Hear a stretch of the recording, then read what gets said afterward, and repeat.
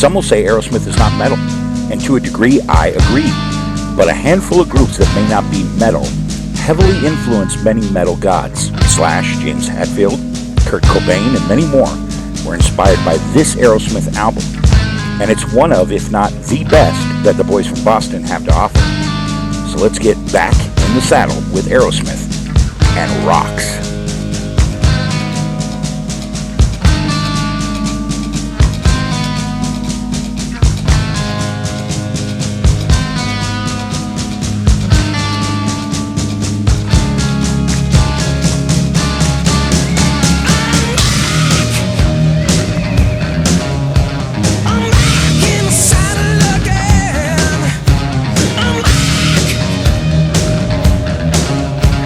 I'm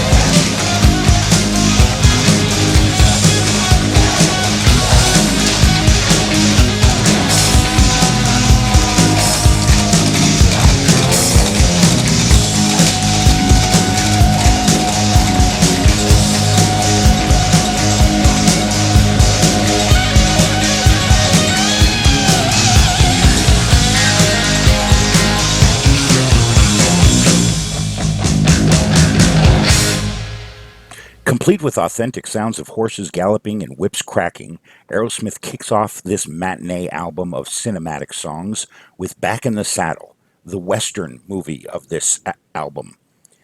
Each song on this 1976 album by Aerosmith has a different movie-like cinematic genre quality and sound.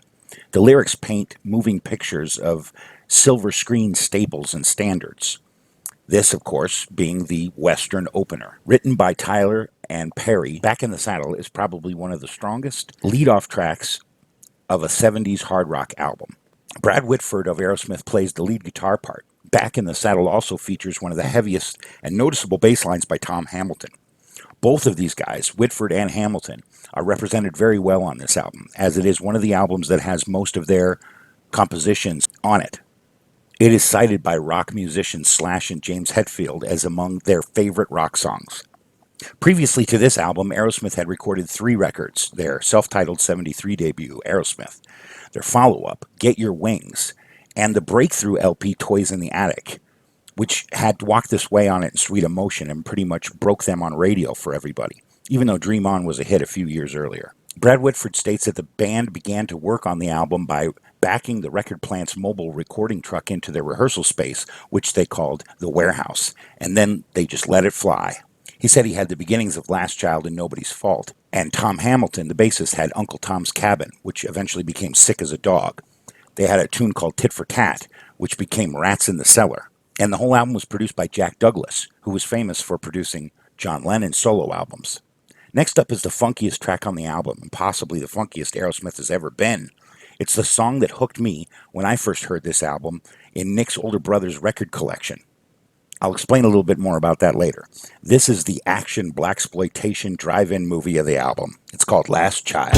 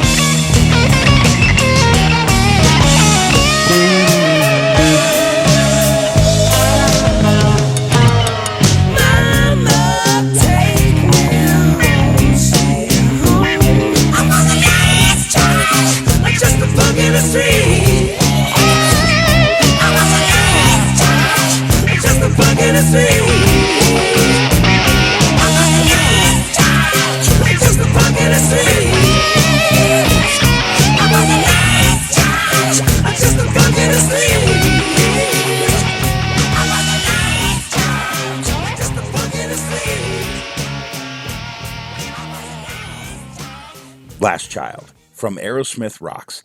I remember when I heard this album for the first time.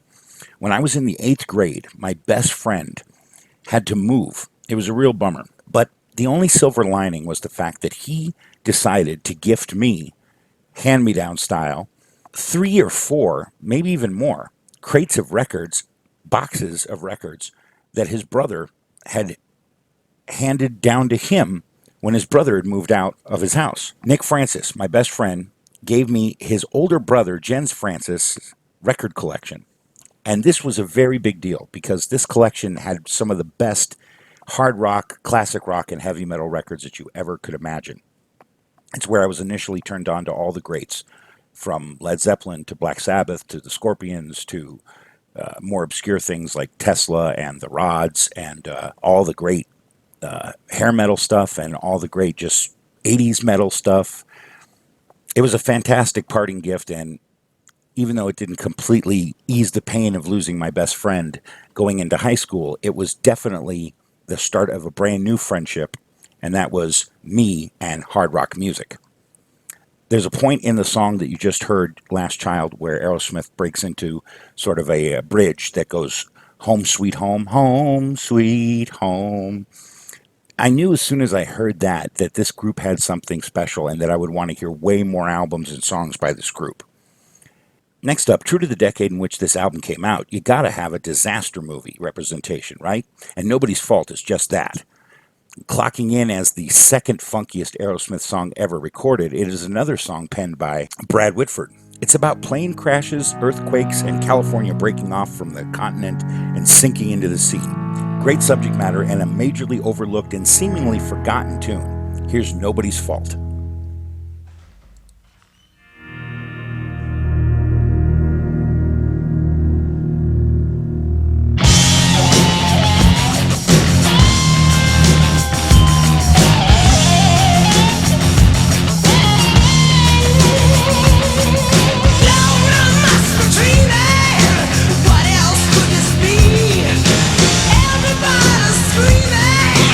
Running for the sea, holding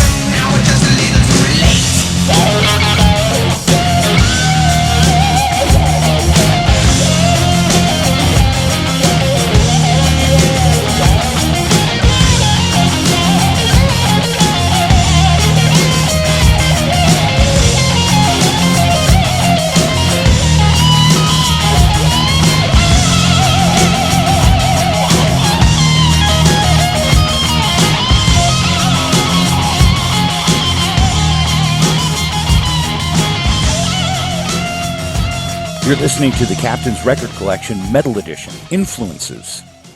And this is incidentally the second episode of this series. The first one was blocked.